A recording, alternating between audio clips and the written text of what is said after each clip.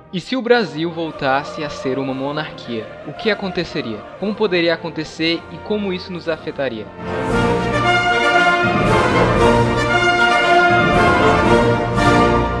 Sim, para aqueles que não sabem, o Brasil já foi uma monarquia. Era o Império do Brasil. Essa era a bandeira, e esses foram os nossos dois imperadores, ou reis. Vocês devem estar se perguntando, tá, mas por que iríamos voltar a ter reis e rainhas? Por que algumas pessoas querem tanto que isso volte?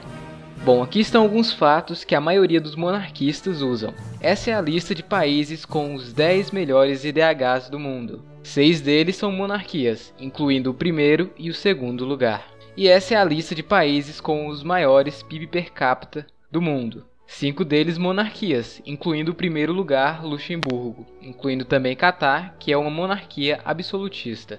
E essa é a lista de países mais felizes no ano de 2016, sendo que dos 10 primeiros, 7 são monarquias.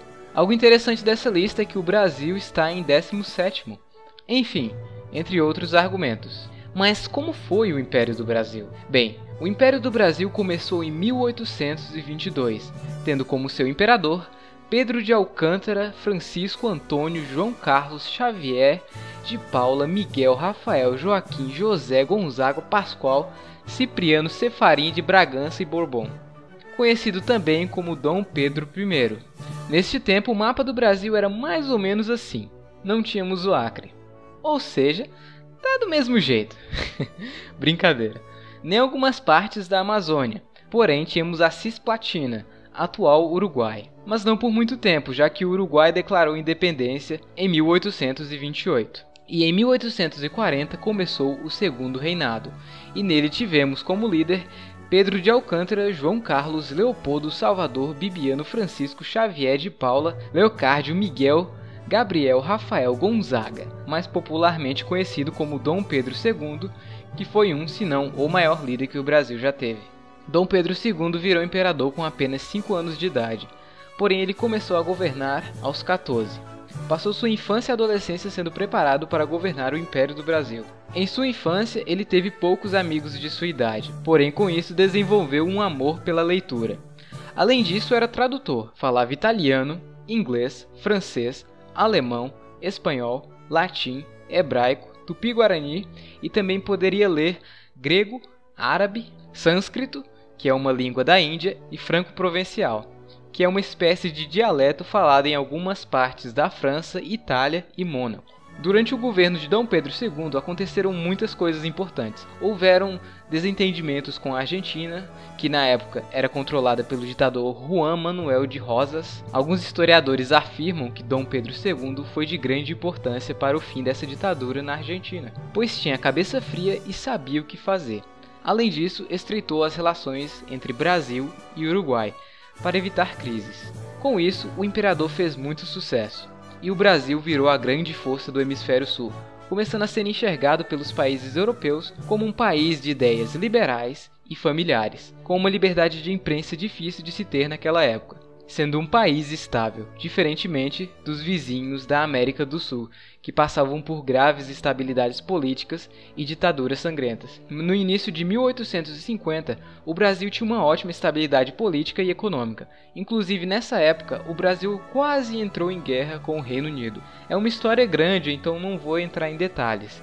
Mas para quem se interessar, o nome é Questão Christie, e basicamente no final, a própria Rainha Vitória da Inglaterra pediu desculpas ao Império do Brasil pelo mal entendido. Nesta época, o Brasil tinha a segunda maior frota marinha do mundo, perdendo apenas para a Inglaterra. Além disso, houve a Guerra do Paraguai, que durou cerca de 5 anos. Após essa guerra, foi proposta a construção de uma estátua com a imagem de Dom Pedro II, como comemoração da vitória. Porém, ele preferiu investir o dinheiro na construção de escolas. Enfim, a história de Dom Pedro II é muito interessante e seria preciso um vídeo grande somente para ela. Ele definitivamente não era um caipirão como algumas pessoas falam. Porém, em 1889, o Império do Brasil foi substituído por meio de um golpe de Estado, já que não houve nenhum tipo de votação e nem mesmo manifestação do povo brasileiro na época, sem falar que o governo que sucedeu o de Dom Pedro II foi uma ditadura militar, e de início, quem fosse contra o novo regime republicano ou fizesse algum tipo de propaganda contra a proclamação da República seria punido. Ou seja, adeus liberdade de expressão e de imprensa. Alguns dizem que o principal motivo deste golpe foi por conta da Lei Áurea, que foi a lei que proibia a escravidão, assinada no ano anterior pela filha de Dom Pedro II, a princesa Isabel. Isso teria enfurecido os fazendeiros da época, que dependiam muito da mão de obra escrava. Porém, não pense que Dom Pedro II e seu pai gostavam da escravidão. Eles sempre foram contra. Inclusive, um dos tutores de Pedro II, Rafael, que foi deixado para educar o garoto com a ausência dos pais, era negro, e ele era um homem de confiança de Dom Pedro I. Porém, ao contrário dos imperadores, muitas das pessoas do país não eram a favor do fim da escravidão. E ele sabia que se fosse contra a vontade do povo, ele cairia. Quando a Lei Áurea foi decretada, Dom Pedro estava na Europa, cuidando de sua saúde, e chorou de emoção ao receber a notícia. Em seus últimos anos de vida, Dom Pedro II viu seu império acabar. Ele morreu em Paris, na França, em 1991. Infelizmente, ele morreu exilado de seu próprio país. A notícia de sua morte repercutiu o mundo inteiro nos principais jornais da época e causou muita comoção no povo brasileiro que, em sua maioria, o adorava de norte a sul. Alguns anos depois, seus restos mortais retornaram ao Brasil e ele foi enterrado como um herói, que ele era visto pelo povo brasileiro. Infelizmente, isso só aconteceu em 1939. Após isso, a Era de Ouro do Brasil, que foi entre 1850 até mais ou menos em 1889, acabou, e o Brasil passou por ditaduras militares, ditaduras de outros tipos, golpes, grande instabilidade política, inclusive muitas pessoas da época culpavam o fim da monarquia. Bom, mas existe alguma possibilidade dessa monarquia voltar nos dias atuais? A resposta é sim. No entanto, não seria fácil, mas poderia acontecer. Em 1993, ocorreu uma votação em que o povo tinha que escolher entre república ou monarquia. O povo escolheu a república, mas muitos dizem que houve fraude e houve também muita propaganda para a república, já que o Brasil era uma república, então eles tinham esse poder. Inclusive o STF tinha proibido os príncipes de aparecerem na TV ou fazerem qualquer tipo de propaganda usando a imagem deles, sendo que eles eram o maior símbolo da monarquia. Então, sem falar que na escola, como vocês sabem, nunca aprendemos direito sobre como foi a monarquia. E esse plebiscito ocorreu 100 anos depois do golpe, onde as pessoas obviamente não sabiam como era a monarquia e a fonte deles, ao contrário de hoje em dia, era a escola, que por um acaso é do governo republicano. E a mídia também, que na república não tinha boa liberdade, como vocês bem sabem. Além disso, houve um adiamento da votação, o que obviamente atrapalhou na propaganda dos monarquistas. Enfim, seria possível termos uma nova votação atualmente? A resposta é sim, porém seria bem difícil de acontecer. Primeiro, para o plebiscito de 1993 ocorrer, foi muito trabalho, e graças ao deputado Cunha Bueno que conseguiu com muito esforço que a votação acontecesse, com os argumentos que o povo não havia escolhido suas formas de governo, que ela foi imposta ao povo. E bom, tecnicamente esse argumento não é mais válido, já que houve uma votação. Sem falar que nem ao menos temos mais um partido monarquista ou algo do tipo. Enfim, para que isso aconteça, precisaríamos de políticos que apoiassem a ideia, passá-la por todas aquelas burocracias do governo. Enfim, vocês viram no processo de impeachment que isso não é assim tão fácil, para que assim tivéssemos mais uma chance de votação. Mas vamos falar a verdade, se ocorresse é provável que a república ganharia de novo, já que muitas pessoas são mal informadas com relação à monarquia. Muitos pensam que seria uma espécie de governo feudal ou algo do tipo, ou confundem com o Brasil colonial. Porém, com a internet, isso poderia ser diferente. Conheço vários canais com bastantes inscritos que apoiariam a monarquia. Eles provavelmente dariam muita atenção à causa. No vídeo passado eu perguntei a vocês o que vocês achariam de uma volta da monarquia e tiveram muitos comentários, sendo a maioria deles apoiando a ideia. Óbvio, também tiveram pessoas que não gostaram muito da ideia não. Também perguntei quem deveria ser a família real. A maioria concordou que deveriam ser os Orleans e Bragança, sendo alguns poucos que acham que deveríamos ter uma nova, como o Pelé, não, ou o Roberto Carlos. Esse cara sou eu. Mas é provável que o rei seria Luís de Orleans e Bragança, que é bisneto da princesa Isabel, que faz parte da casa de Bragança, casa que veio de Portugal, e do conde D, da casa de Orleans, que veio da França. ou seja, criou-se a Casa Brasileira, a de Orleans e Bragança. Outro símbolo muito forte do movimento monarquista atual é o príncipe Dom Bertrand, de Orleans e Bragança, que participa de palestras e vários eventos sobre monarquia. Com isso, também precisaríamos definir como seria essa monarquia, porque existem vários tipos. No modelo inglês, por exemplo, onde a rainha é apenas um símbolo, e é geralmente usada em eventos e coisas do tipo. Nesse tipo de monarquia, quem decide é o parlamento, porém engana-se quem pensa que ela é totalmente sem poder político. Teoricamente, ela poderia remover o primeiro-ministro e dissolver o parlamento. Porém, se isso acontecesse, provavelmente geraria uma crise política no reino.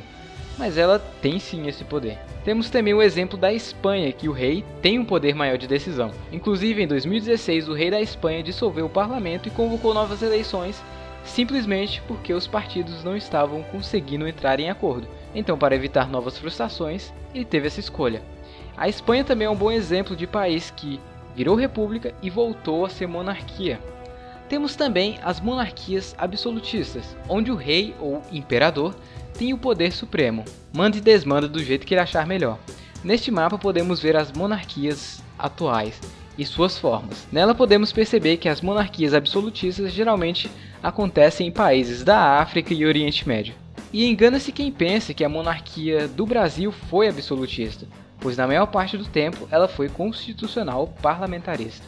Porém, alguns chamam de semi-absoluta ou semi-constitucional, pois apesar de termos um primeiro-ministro e o parlamento, o rei era o quarto poder. E o quarto poder era mais forte que os outros, ou seja, ele não tinha o poder total, como nas monarquias absolutistas, porém tinha mais poder de decisão que os outros poderes. Mas vale lembrar que isso tudo foi há mais de 120 anos atrás. Hoje em dia não funciona da mesma forma. Porém, talvez tivéssemos um novo modelo do quarto poder que só foi usado em 2 países, no Brasil e em Portugal. Para se tornar mais justa, o quarto poder teria que ser equivalente aos outros.